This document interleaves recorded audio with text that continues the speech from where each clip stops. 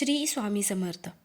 आजच्या व्हिडिओमध्ये आपण आंघोळ न करता स्वयंपाक करत असाल तर त्याचे परिणाम काय होतात हे पाहणार आहोत. व्हिडिओ शेवटपर्यंत नक्की पहा. आंघोळ न करता स्वयंपाकघरात जात असाल तर भविष्यात दारिद्र्य येणे निश्चित. असं का ते पुढे पाहूया. स्वयंपाकघर हे एक मंदिर आहे, म्हणून आपण मंदिर जसे स्वच्छ ठेवतो, शुद्ध ठेवतो, त्याप्रमाणे आपले स्वयंपाकघरसुद्धा शुद्ध आणि स्वच्छ ठेवावे. कारण या स्वयंपाकघरातच देवी अन्नपूर्णा वास करत असते. जर आपण स्वयंपाकघर स्वच्छ ठेवले, त्याचे पावित्र्य राखले तरच देवी अन्नपूर्णा तिथे थांबते. नाहीतर देवी अन्नपूर्णा अशा घरातून निघून जाते. ज्या घरामध्ये देवी अन्नपूर्णेचा वास असतो अशा घरात कधीही अन्नधान्याची कमतरता भासत नाही. अशा घरात नेहमी बरकत राहते. आणि जर देवी अन्नपूर्णा आपल्यावर नाराज होऊन घरातून निघून गेली तर आपल्या घरामध्ये बरकत राहत नाही. आपल्याला अन्न व पाण्याची तरसावं लागतं. म्हणून देवी अन्नपूर्णेचा नेहमी आदर करावा. परंतु हे तेव्हाच शक्य आहे जेव्हा आपण आपले स्वयंपाकघर आहे ते स्वच्छ, शुद्ध आणि पवित्र ठेवू. असो, काही स्त्रियांना सकाळी उठल्यानंतर लगेचच चहा पिण्याची सवय असते, पण ते स्नान न करता तसे स्वयंपाकघरात जातात आणि चहा बनवतात. असा चहा घेतात आणि घरातील इतर सदस्यांना देखील देतात. परंतु यामुळे घरात अशुद्धी पसरते. सकाळी पतीला मुलांना डबा द्यायचा असतो, घाई असते, असे म्हणून बहुतेक स्त्रिया सकाळी स्नान न करताच स्वयंपाकाला सुरुवात करतात. स्वयंपाक झाला, सर्वांचे तिथे दिले की आरामात आंघोळ करतात. परंतु यामुळे तुम्ही जे अन्न बनवले आहे त्यामध्ये अशुद्धी मिसळली जाते. त्याचे पावित्र्य राहत नाही आणि तेच अन्न खाऊन आपले मन देखील अशुद्ध होते आणि यामुळे घरात दारिद्र्य, गरिबी आणि आजारपण यायला सुरुवात होते. असो, त्यामुळे स्वयंपाकघरात प्रवेश करण्यापूर्वी सर्वात आधी स्नान करावे. स्वयंपाकघर झाडून पुसून स्वच्छ करावे. किचन ओटा पुसून घ्यावा. गॅसची शेगडी देखील स्वच्छ करावी. देवी अन्नपूर्णाला नमस्कार करून त्यानंतर स्वयंपाकाला सुरुवात करावी. आता अनेक जण म्हणतील की आम्ही रात्री किचन साफ करूनच झोपतो,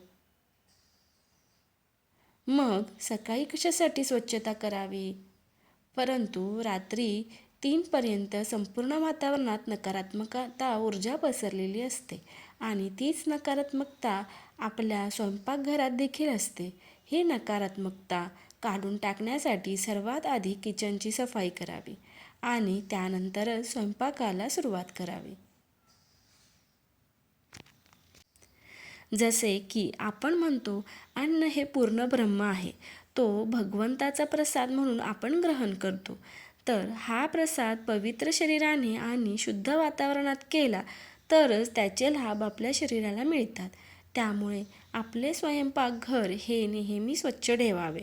असो, अनेक स्त्रियांना रात्रीची उष्टी खरकटी भांडी तशीच जमा करून ठेवायची सवय असते आणि सकाळी उठल्यानंतर ते भांडे स्वच्छ करतात. परंतु हे अत्यंत चुकीचे आहे. उष्टे, खरकटे भांडे इत्यादी हे किचनवर तसेच पडू देऊ नये, कारण यामुळे आजारांना निमंत्रण मिळते. उष्टे, खरकटे भांड्यांवर खूप जीवजंतू निर्माण होतात. ते आपल्या किचनचे वातावरणसुद्धा दूषित करतात आणि पर्यायाने आपल्या आरोग्यावर त्याचा विपरीत परिणाम होतो. म्हणून रात्री झोपण्यापूर्वी संपूर्ण भांडे, किचन व्यवस्थित स्वच्छ करून झोपावे. जरी तुमच्याकडे कामवाली मावशी येणार असेल तरीही किचनमध्ये भांडे ठेवू नका. सर्व भांडी पाण्याने विसळून त्यातील खरकटे बाजूला काढून ठेवा. स्वयंपाक झाल्यानंतर सर्वात आधी भगवंताला नैवेद्य अर्पण करावा आणि त्यानंतरच आपण जेवण करावे. आणि हे तेव्हा शक्य आहे जेव्हा आपण स्नान करून स्वयंपाक करतो.